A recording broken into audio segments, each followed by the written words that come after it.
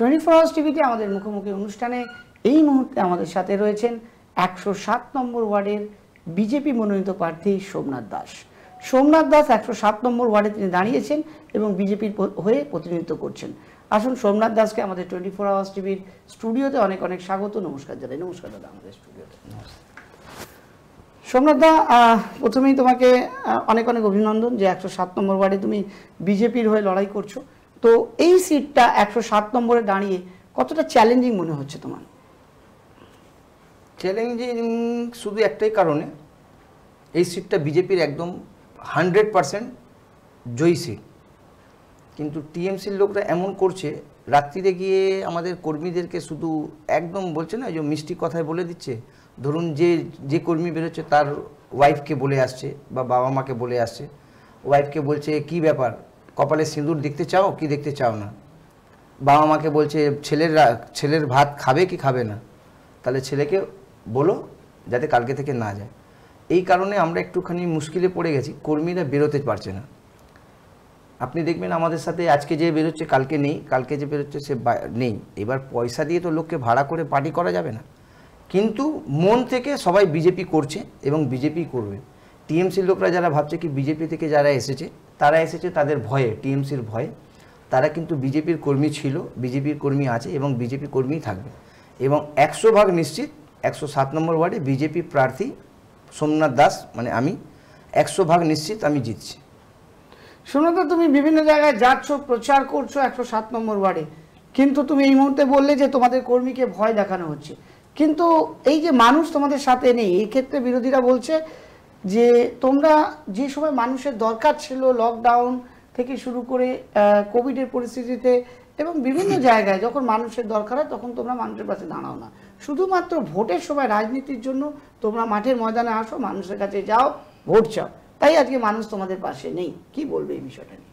দীপঙ্কর বাবু, আপনি লকডাউনের সময় দেখেছেন আমাকে, সকাল 9টা থেকে আমি 108, 107 এবং 66তে অনেক জায়গাতে মোটামুটি 78 দিন, লকডাউন যখন প্রথম লকডাউন হয় 78 দিন আমি লোককে রান্না করা খাবার খাইয়েছি, প্রায় 3 থেকে 3,500 লোককে, আর প্রায় 16 থেকে 17,000 লোককে আমি শুকনো রেশন দিয়েছি।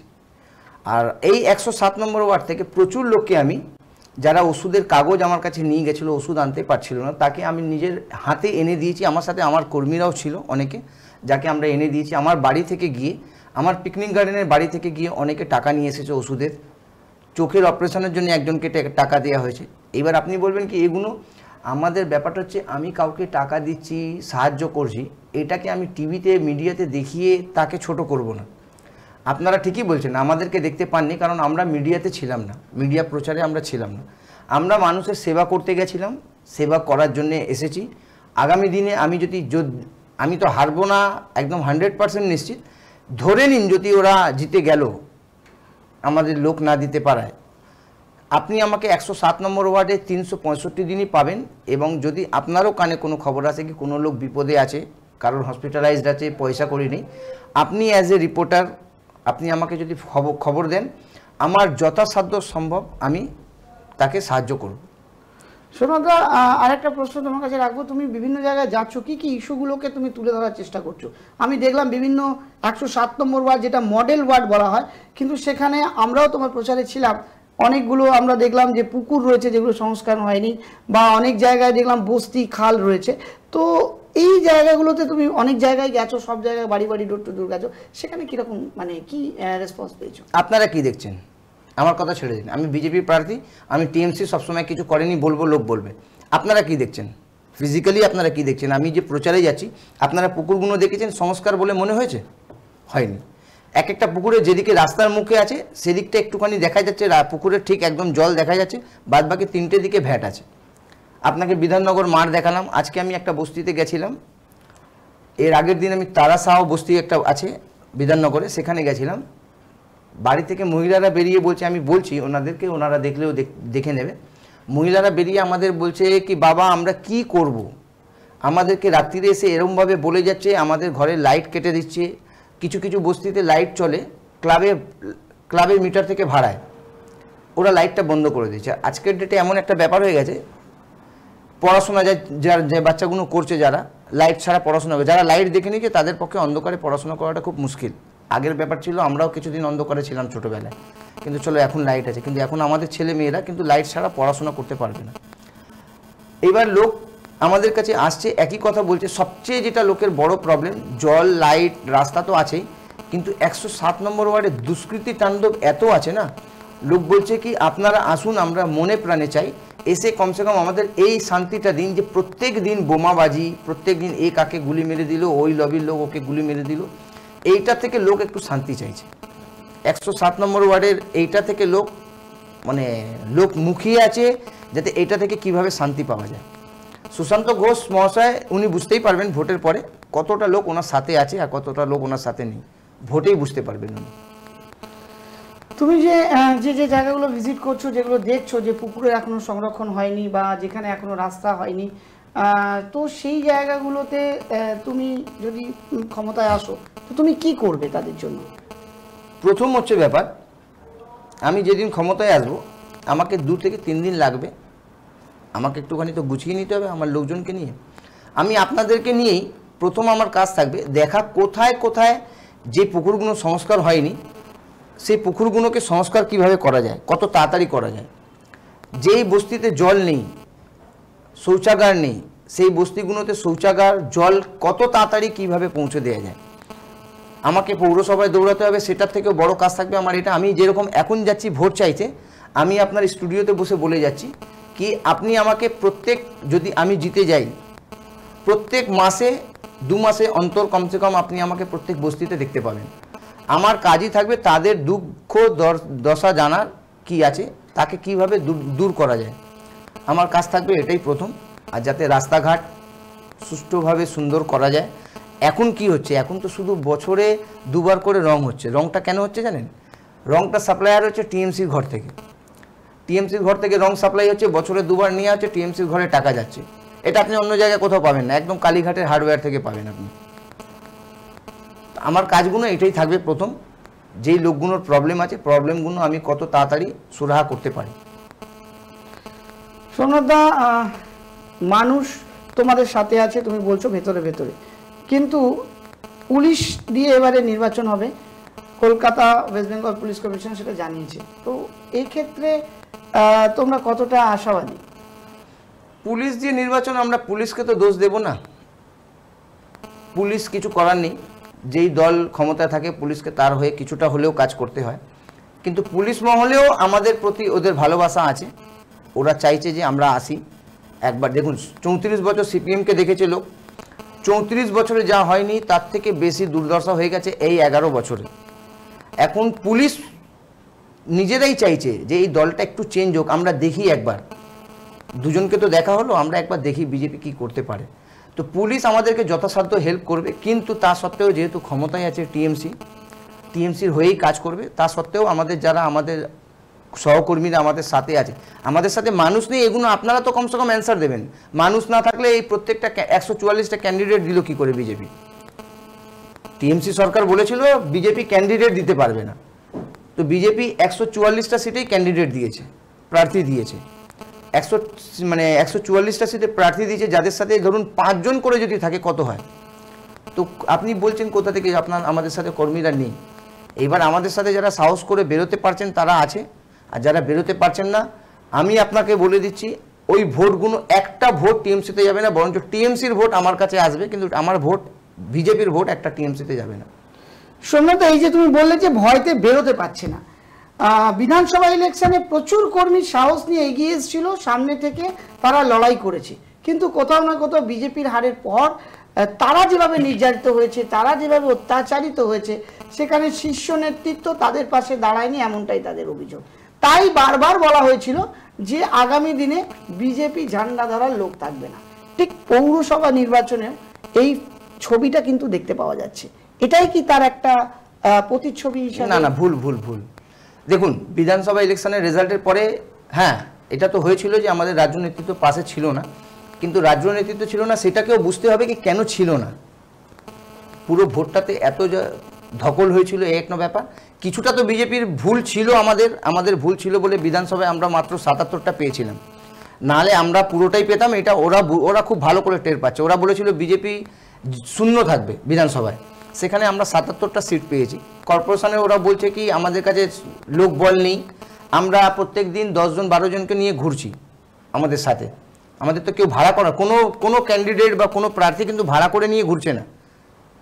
এই যে আপনার কাছে মার্কেটে যদি খবর থাকে নাকি, এবার দেখুন কিছু বেকার ছেলে আছে যারা কাজ করছে, তাদের একটা হাত খরচার ব্যাপার থাকে, ওগুলো সহকর্মীরা ভালোবেসে দিচ্ছে। এখানে কিন্তু কোনো কর্মী কোনো ক্যান্ডিডেটের কাছে কোনো ডিমান্ড করছে না যে আমাকে পয়সা দিতে হবে তাহলেই আমি থাকবো।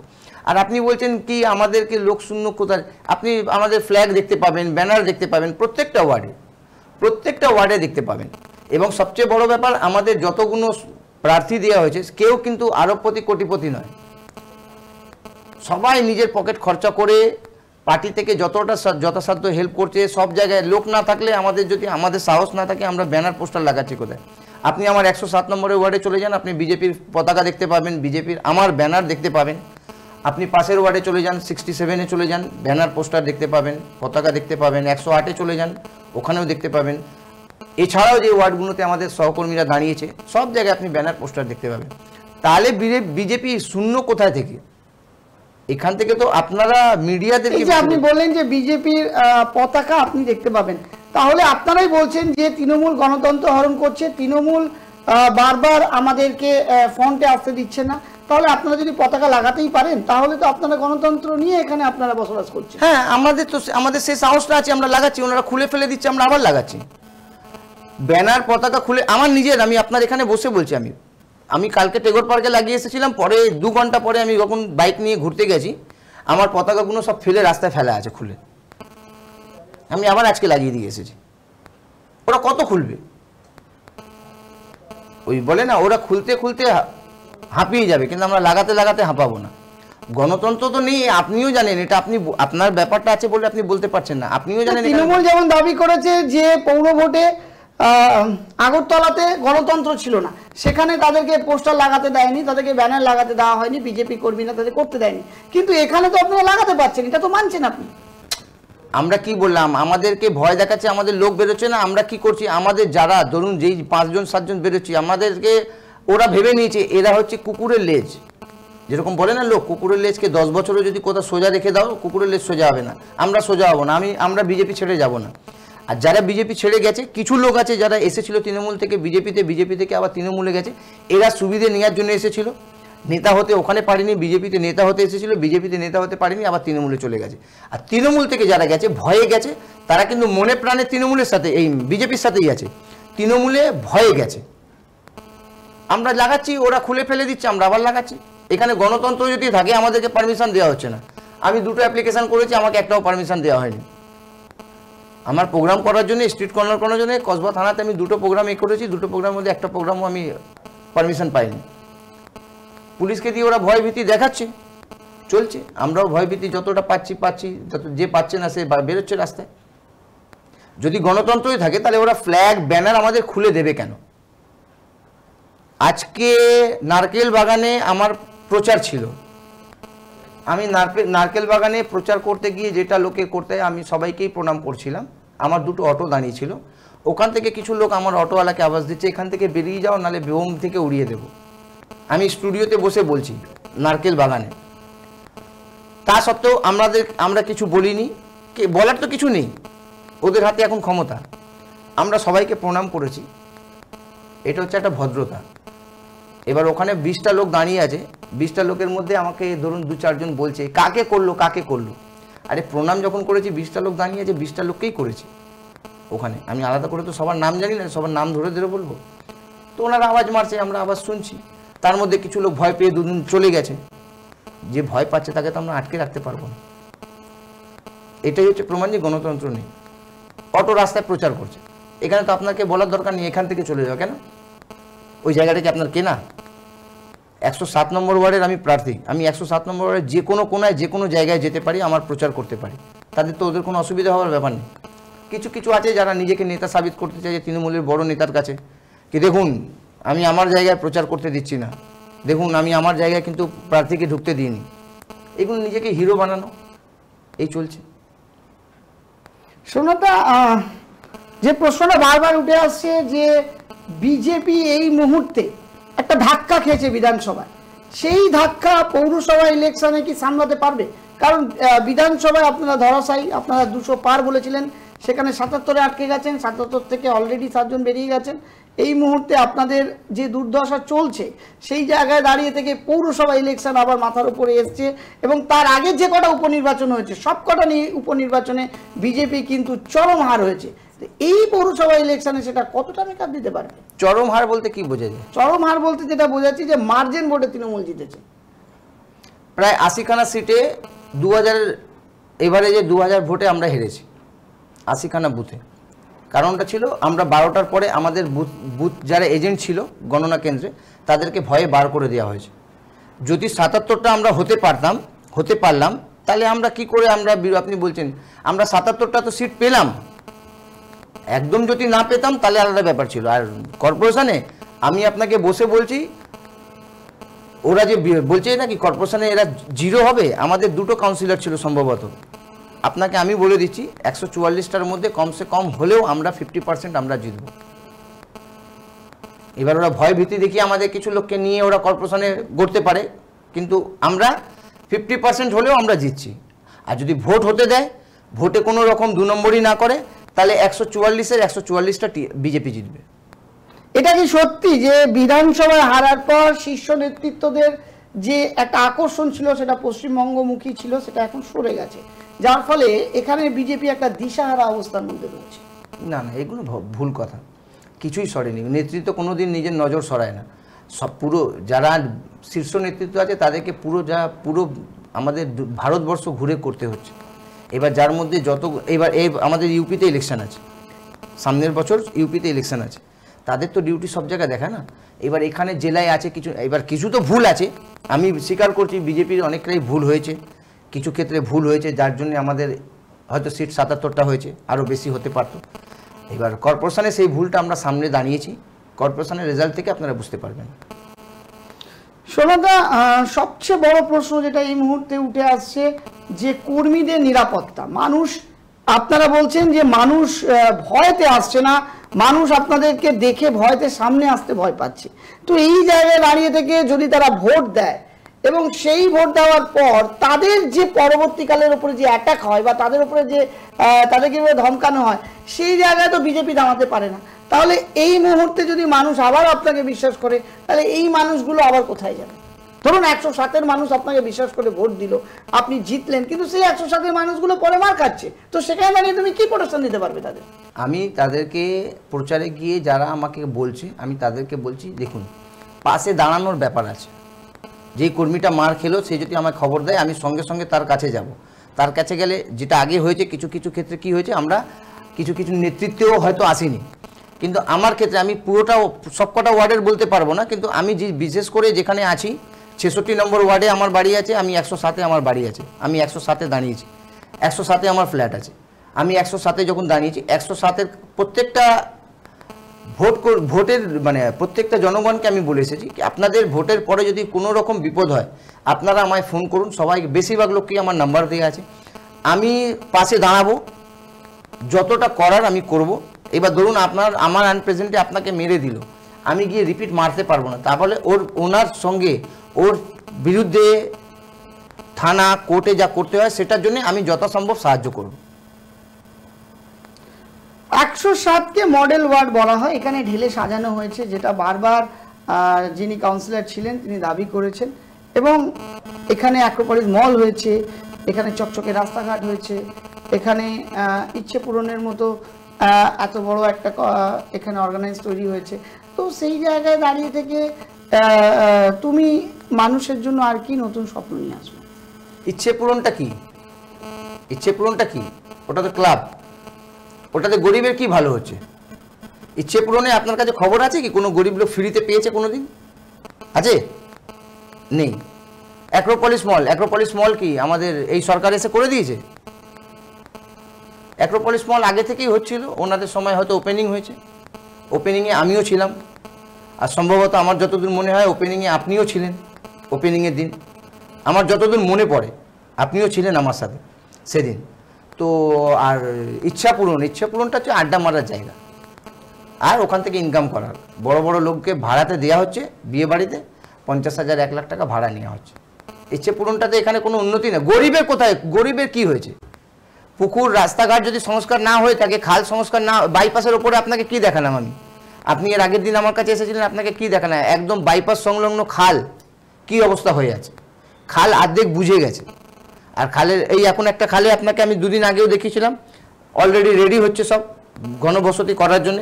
সব তৃণমূলের নেতারা 20,000 50,000 নিয়ে বসিয়ে দেবে, জায়গাটাকে ক্যাপচার করে নেবে।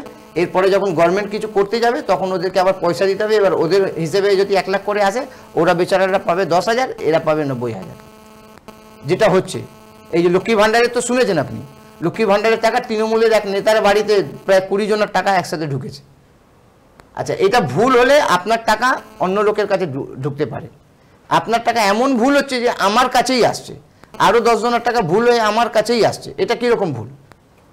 আপনি আমাকে বলুন এটা কীরকম ভুল? এবং আমার কাছে বলতে তৃণমূল নেতাই, আমি তৃণমূলের নেতা হলে মানে আমার কাছেই আসছে। যতগুলো ভুল দেখা যাচ্ছে সব কটা তৃণমূলের নেতার ঘাড়েই যাচ্ছে। ভুয়ো ভ্যাকসিন, আপনার কাছে খবর আছে কসবায় 107 নম্বর ওয়ার্ডে ভুয়ো ভ্যাকসিন কাণ্ড হয়েছিল। দেবাঞ্জন কি, আমি টাইটেলটা এখন মনে পড়ছে না, ওনার সাথে আমাদের প্রেজেন্ট কাউন্সিলরের নাম ছিল, ওনার এক খাস লোকের নাম ছিল যাকে পুলিশ অ্যারেস্টও করেছিল। তো সব তৃণমূল নেতার সাথেই হচ্ছে, যত ভুল হচ্ছে সব তৃণমূল নেতার সাথেই হচ্ছে। এই ভুয়ো ভ্যাকসিন কাণ্ড ভুল, এবং ওনাদের ভুয়ো ভ্যাকসিন কাণ্ডে ওনাদেরই এমপি নুসরাত জাহাঁ সাহেব, তাই তো? নুসরাত জাহাঁই বোধহয় ওই ভ্যাকসিনটা নিয়েছিলেন।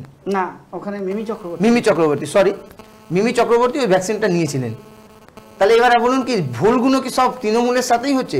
ওখানে বিজেপির কেউ নেই, সিপিএম এর কেউ নেই। এটা কিরকম ভুল হচ্ছে? আপনি বলছেন ইচ্ছে পূরণটা একটা আড্ডা মারার জায়গা। ও তো আপনার কাছে পয়সা থাকলে আপনি একটা বিরাট ফ্ল্যাট নিয়ে নিন গ্রাউন্ড ফ্লোরে, ওটাকে আপনি একটা নাম দিয়ে দিন, নাম দিয়ে রাখুন ওটাকে, আপনি ওখান থেকে পয়সাও ইনকাম করবেন, ওখানে আড্ডাও মারবেন। 107-এর যে কাউন্সিলর ছিলেন তিনি এখন 108-এ গিয়ে দাঁড়িয়েছেন, এবং তিনি বলছেন যে 108-এ কোনো কাজ হয়নি, যে কাজ 107-এ হয়েছে সেই কাজ উন্নয়ন তিনি 108-এ ঘটাবেন।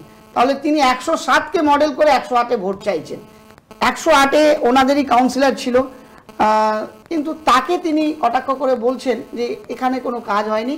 মানে তিনি একটা ব্যক্তি যিনি উন্নয়নের ধারাবাহিকটাকে ধরে রাখতে পারে, তো সেই ব্যক্তি 107-এ ছিলেন এবং তার সেই ওয়ার্ডে আপনি দাঁড়িয়েছেন। তো সেই জায়গাটা আপনি কীভাবে দেখছেন?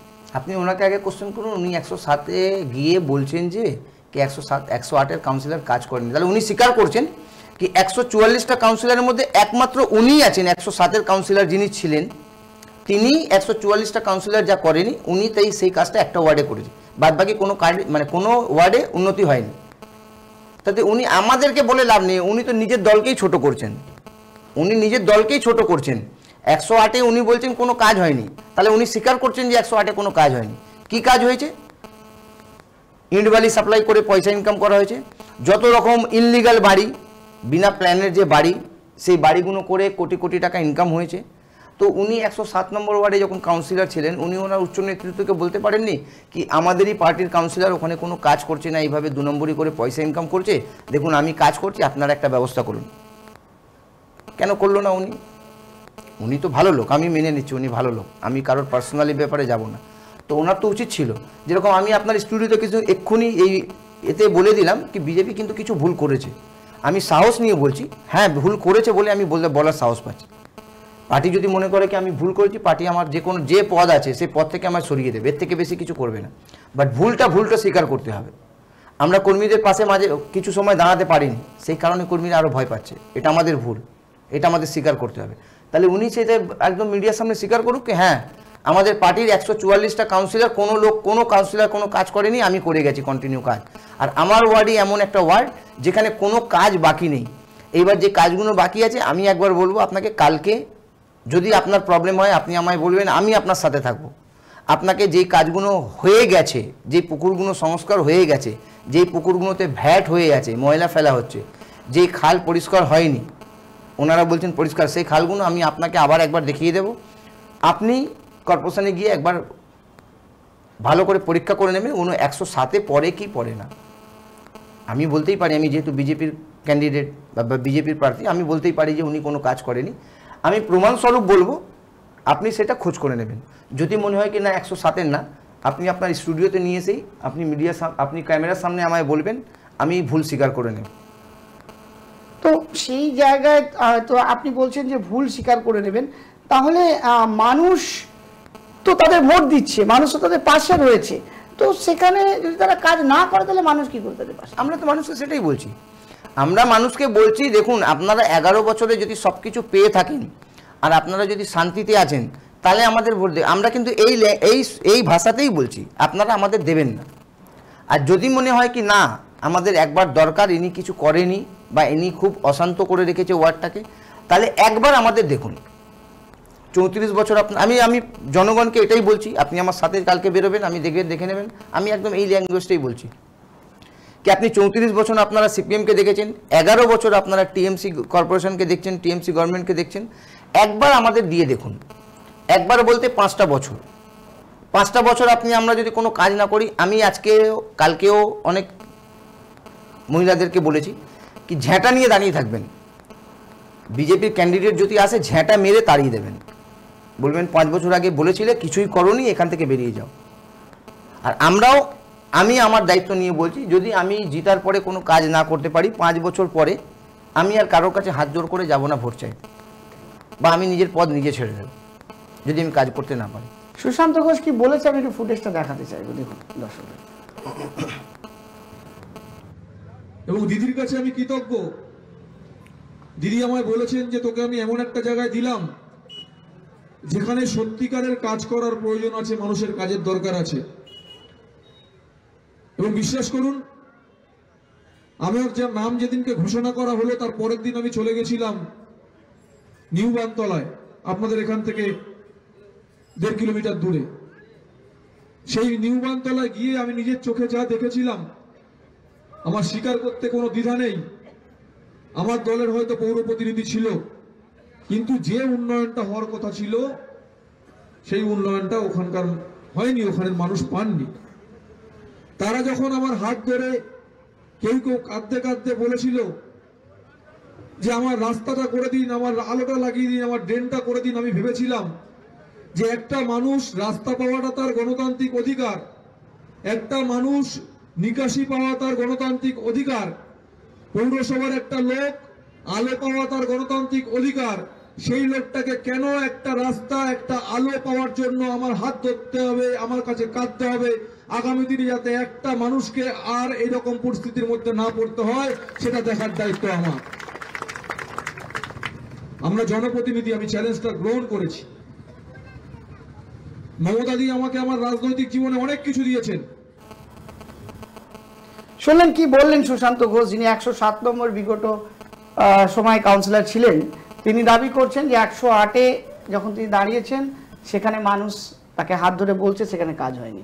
কিন্তু 107-এ আপনি বলছেন যে মানুষ এখন আপনাকে হাত ধরে বলছে যে এখানে এই কাজগুলো হয়। আমি তো আপনারা এর আগেও দুটো মিডিয়া গেছিল, আমি কোনো মিডিয়ার নাম বলছি না এখানে, তাদেরকে আমি দেখিয়ে দিচ্ছি সচক। উনি যেটা বললেন আমি শুনলাম কি ওনাদের অধিকার ভালো রাস্তা, আলো, জল পাওয়া, তো 107-এরও মানুষের তো অধিকার ছিল, তো ওনাদেরকে কেন বঞ্চিত রেখেছেন?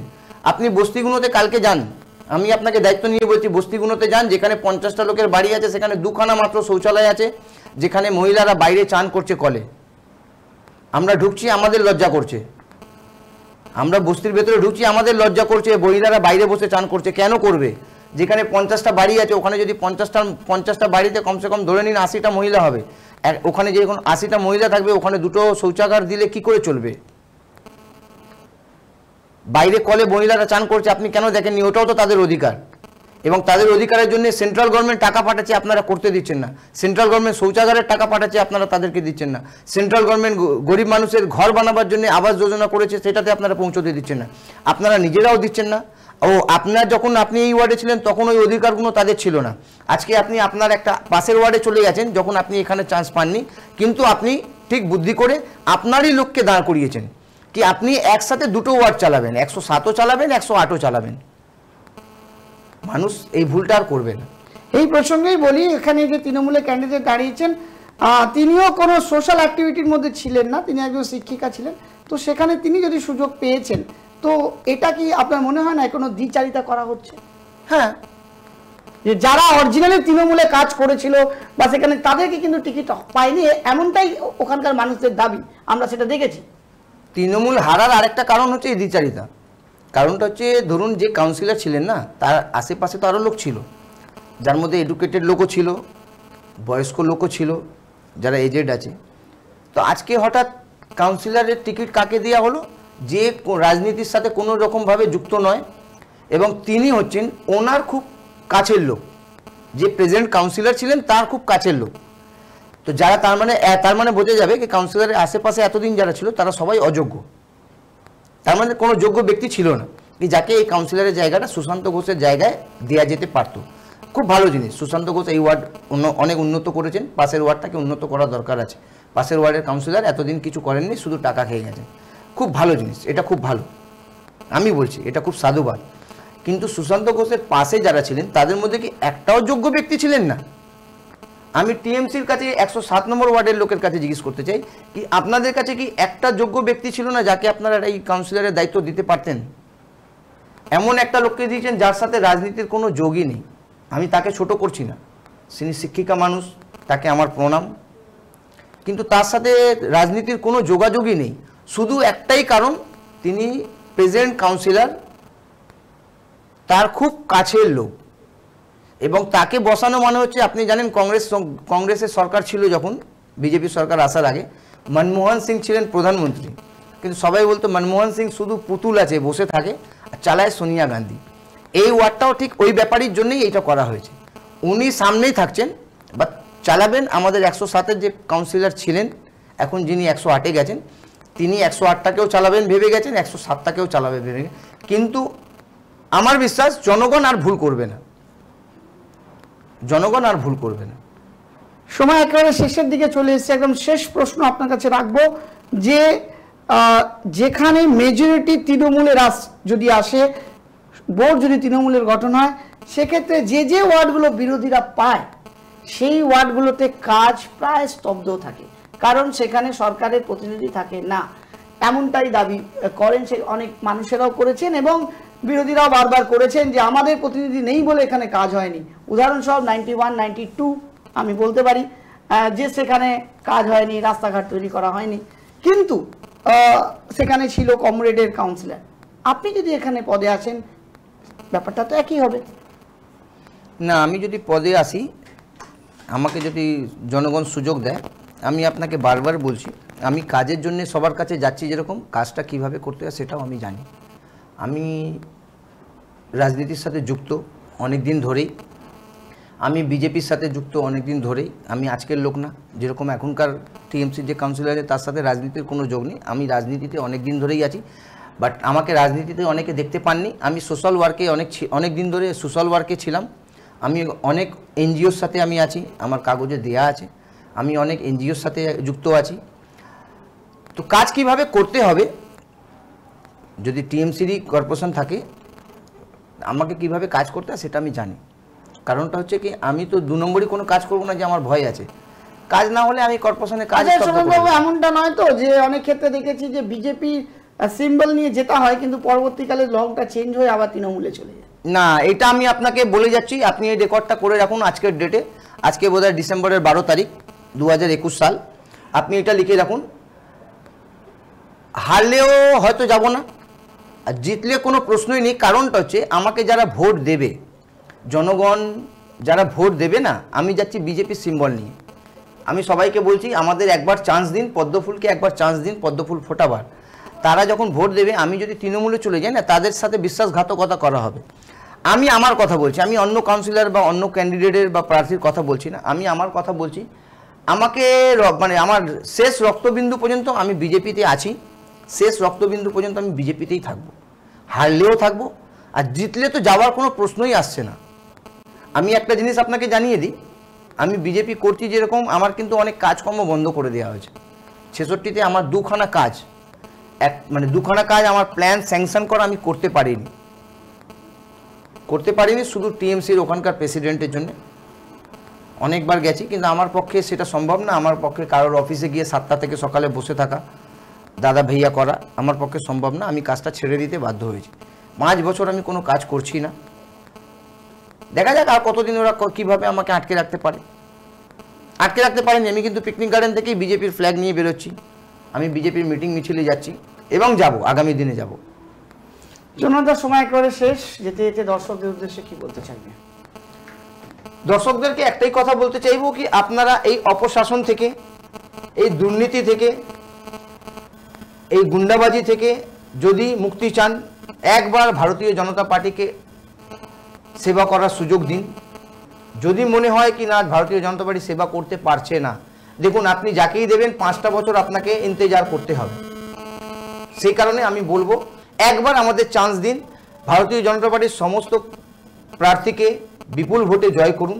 কাজ না পেলে 5 বছর পরে আপনাদের হাতেই ক্ষমতা আছে, আপনারা চেঞ্জ করে দিতে পারবেন। এর থেকে বেশি কিছু আর বলবো না, জনগণকে বোকা ভাববো না। আমাদের সাথে এই মুহূর্তে ছিলেন 107 নম্বর ওয়ার্ডের বিজেপি প্রার্থী সোমনাথ দাস। তিনি তার মতামত তার কাছে রাখলেন দর্শকদের কাছে। আপনারা বিচার করবেন, আপনারা বিচার করে আপনাদের ভোটাধিকার, আপনাদের মতামত অবশ্যই প্রয়োগ করবেন এবং একটাই অনুরোধ করব, নিজের ভোট নিজে দিন এবং অবশ্যই দিন। নমস্কার।